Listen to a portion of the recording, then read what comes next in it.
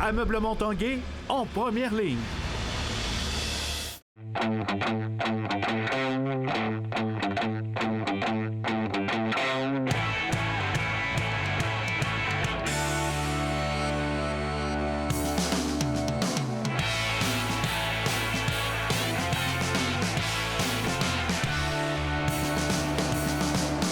À tous un bon jeudi. Bienvenue à l'Esprit sportif. Au programme de notre émission ce soir, on rencontre un professionnel du squash. Également entrevue avec l'entraîneur-chef de l'Océanique, Serge Beausoleil, qui nous parle de son joueur vedette Alexis Lafrenière. Mais d'abord, les Remparts accueillaient justement ce soir au Centre Vidéotron la visite de l'Océanique de Rimouski.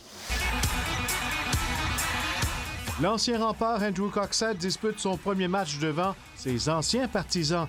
Le numéro 20 de l'Océanique se fera complice du premier but du match. 4 minutes 44 secondes, Nicolas Guay saute sur un retour de lancer et déjoue le gardien des Remparts, qui n'y peut rien. C'est 1-0 Rimouski. Disputant du bien meilleur hockey à compter du milieu de la première période, les Remparts nivellent le pointage à 12 minutes 24. Alexei Sergeev complète le jeu de Darian Kilb et Anthony Gagnon et inscrit son 4e de la saison. C'est 1-1. À son 7e départ devant la cage des Remparts, Tristan Côté-Cazenave demeure solide quand l'Océanique menace en avantage numérique.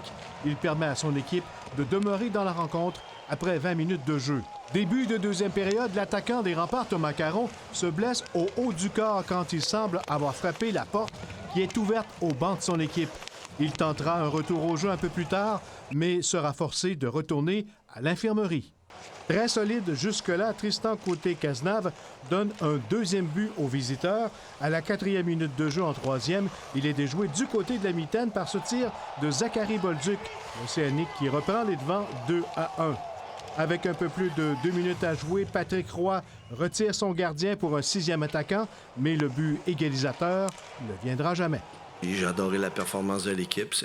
Malheureusement, ces deux jeux là, où la rondelle n'a pas tourné en notre faveur, où ils ont marqué les 2 buts. Parce qu'on a prouvé au monde du hockey aussi qu'on est capable de compétitionner contre n'importe qui puis qu'on s'en va dans la bonne direction. Fait que je suis content de ça, même si on n'a pas eu le bon résultat. Il n'y a pas eu beaucoup de chances de marquer. Je pense que c'est 13-12, quelque chose de genre, ou 14-13 pour en leur faveur. Alors c'était un match qui était quand même assez serré. Mais quand il a eu à faire les arrêts, il a fait les arrêts. Absent ce soir, Alexis Lafrenière rejoindra son équipe pour le dernier droit de la saison, au grand plaisir de l'entraîneur-chef Serge Beausoleil, que Stéphane Turcot a rencontré. C'est un joueur de hockey, il aime ça jouer au hockey, puis il est bon. Il est très bon. Serge Beausoleil badine, mais il sait pertinemment qu'il est privilégié de diriger un joueur comme Alexis Lafrenière. Il admire notamment sa candeur. C'est un gars qui a une belle naïveté en même temps. Il est conscient de toute l'affluence, tout le trafic qu'il y a autour, mais en même temps, il y a un détachement là-dedans. Puis il reste un gamin dans sa façon de jouer et d'approcher la game. Et ça le nourrit énormément. Puis je pense que c'est une des sources de son succès.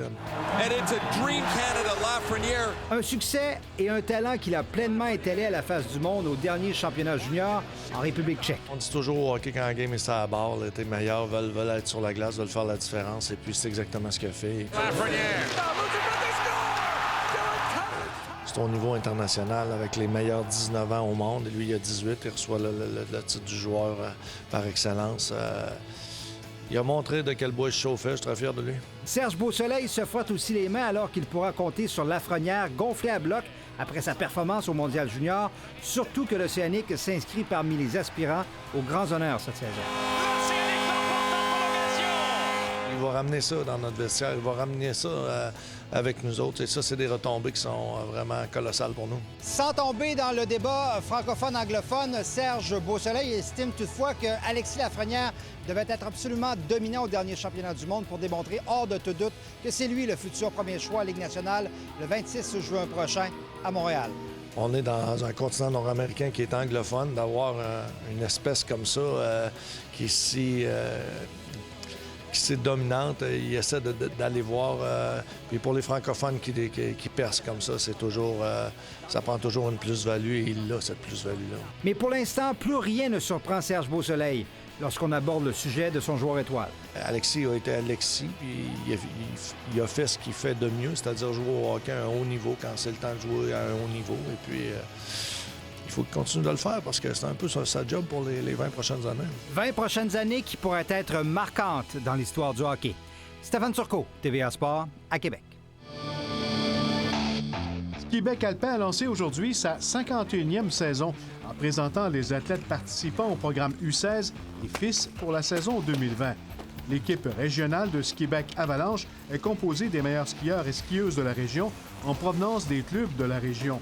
Les programmes U16 et FIS initient les skieurs et skieuses de l'équipe régionale aux exigences sportives propres au plus haut niveau. Et parmi les jeunes athlètes prometteurs, on retrouve entre autres Megan Hickey. Déjà 2 podiums bien faits en Colombie-Britannique à notre première course. On revient de l'Ontario, elle a terminé 2e. Elle a gagné plusieurs descentes aussi, donc pour elle, en tout cas, l'avenir semble bien et prometteur. Je m'attendais pas à ça. Là. J'ai travaillé avant les compétitions justement pour essayer de faire mon gros possible cette année. J'ai comme pas tant d'attentes. C'est ma première année. J'essaie juste de faire mon meilleur. Près de 90 équipes de basketball scolaire se disputeront les honneurs de la 26e classique Lactantia, présentée à compter de vendredi, et ce pour tout le week-end. Il s'agit du plus gros événement de basketball dans la région. Des joueurs de 11 à 18 ans tenteront de remporter la bannière dans les 7 catégories représentées. Les parties se tiendront à l'amphithéâtre Desjardins Université Laval du PEPS, ainsi qu'au Cégep de Sainte-Foy, au Séminaire Saint-François et à l'école secondaire de Rochebelle. Et comme à l'accoutumée, les 2 équipes du Rouge et Or seront en action le vendredi soir 10 janvier, première journée du tournoi, alors que l'Université McGill sera en visite à l'amphithéâtre Desjardins Université Laval.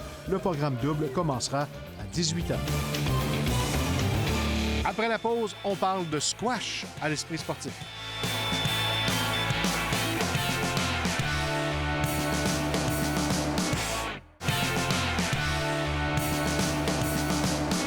Originaire de Québec, David Baillargeon est un joueur professionnel de squash. À 23 ans seulement, il est déjà dans le top 100 mondial. Il parcourt la planète pour s'entraîner et pour jouer des tournois. Il a même obtenu une place sur l'équipe canadienne. Et Jonathan Fournier l'a rencontré.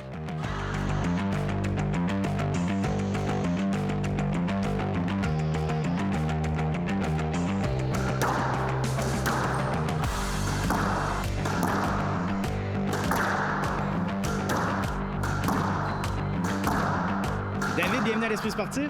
Merci. Un athlète de squash de 23 ans. Ça fait combien de temps que tu pratiques le squash professionnellement? Professionnellement, ça fait depuis que j'ai 18 ans, donc ça va faire 5 ans. Donc, à ton jeune âge, tu es quand même un athlète établi qu'on peut presque considérer comme un vétéran. Tu as réussi à atteindre l'équipe nationale cette saison. Habituellement, la moyenne d'âge sur l'équipe nationale en squash, c'est quoi? Mais cette année, ça devait être quoi, 28 ans environ, je dirais. Donc, j'étais le plus jeune de loin. La saison débute au mois d'août avec un tournoi et par la suite un camp d'entraînement qui est une pièce importante là, de ta saison en Angleterre. Oui, j'ai eu mon premier tournoi à Houston à la mi-août. Ensuite, je suis allé en Angleterre m'entraîner à un centre d'entraînement à Bristol où je m'entraîne régulièrement. Je vais y retourner au mois de mars et avril aussi. Donc, je suis allé là au mois de septembre, octobre, avant justement pour me préparer pour les qualifications pour l'équipe nationale. 11-4, game to Baillargeon. Les essais pour l'équipe nationale du Canada, c'était pas la première fois que tu essayais, mais c'est la première fois où ça a été assez bien à ton goût.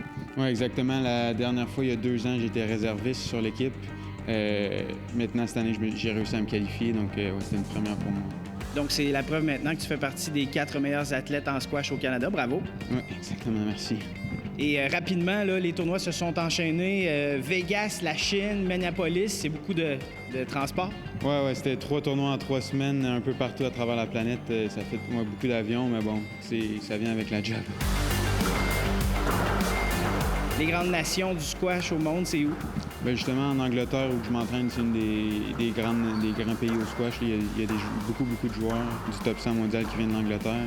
Sinon, il y a l'Égypte aussi qui est de loin la plus forte puissance mondiale. Alors, un peu avant les fêtes, grand tournoi pour toi. Tu participes au championnat du monde de squash par équipe à Washington. Je présume que c'était un événement important là, dans ta carrière. Oui, exactement. C'était les premiers championnats du monde pour moi. C'est sûr que c'est grandiose. Tu vois là, il y a l'hymne national qui joue avant les matchs. Tu vois tous les meilleurs joueurs qui sont présents. C'est une superbe expérience. C'est une semaine de squash, beaucoup de squash. On a joué 6 matchs en 7 jours. Normalement, les tournois, c'est pas mal moins que ça. Donc, c'était impressionnant. Well, my heart... Oh, Yes, please. En termes d'organisation, c'est impressionnant aussi. Spectateurs, réseau de télévision. Oui, c'est ça. Il y a Squash TV qui appelle, qui était là. Les matchs étaient diffusés en ligne avec des commentateurs et tout, des vidéos reviews pour les arbitres. C'est de quoi que j'avais jamais vécu avant, là. Tu es le nouveau sur l'équipe nationale, le 4e joueur. Habituellement, ces tournois-là en font jouer 3, mais ça n'a pas été le cas là, à Washington. Tu as beaucoup joué. Non, c'est ça. J'étais 4e sur l'équipe, donc normalement, le 4e joueur joue beaucoup moins. Sauf que j'ai réussi à jouer 5 des 6 matchs, vu que je jouais super bien là-bas. Tu avais le momentum, donc tu es retourné là, sur la surface souvent. Oui, exactement. J'ai joué un super premier match contre l'Angleterre. Declan James, un joueur qui était, je pense, 15e au monde l'année dernière. Il m'a battu 3-1, mais c'était un super bon match. Donc, ça a bien commencé le tournoi, puis j'ai continué à bien jouer après. Faisant partie de l'équipe nationale, est-ce que tu es inspiré un peu par tes collègues? Je ne sais pas, est-ce qu'il y a des vétérans dans l'équipe que tu as vu aller pendant quelques années? Bien, c'est sûr que Sean Delière, avec qui je m'entraîne à Montréal, je pense que ça fait lui presque 8 fois qu'il va au championnat du monde. Il avait 37 ans. Donc, oui, il y en a vu beaucoup. Puis la façon qu'il combat sur le terrain, puis ouais, toute son expérience, puis comment il est capable de jouer encore à 37 ans, comment il prend soin de son corps aussi, c'est très important. Pour sa saison 2019-2020, David Baillargeon a atteint les quarts de finale à Minneapolis et au Portugal, une demi-finale à Vegas et même une finale en Chine. On est très près d'une victoire sur le circuit professionnel. Le prochain rendez-vous, c'est au mois de février à Atlanta, c'est ça? Exactement, oui. Le 6 février, ça recommence la deuxième moitié de saison, puis après, les tournois vont s'enchaîner. Tu vis du squash depuis déjà quelques années. Est-ce que tu aimerais que ça se poursuive encore plusieurs années? La forme tient le coup?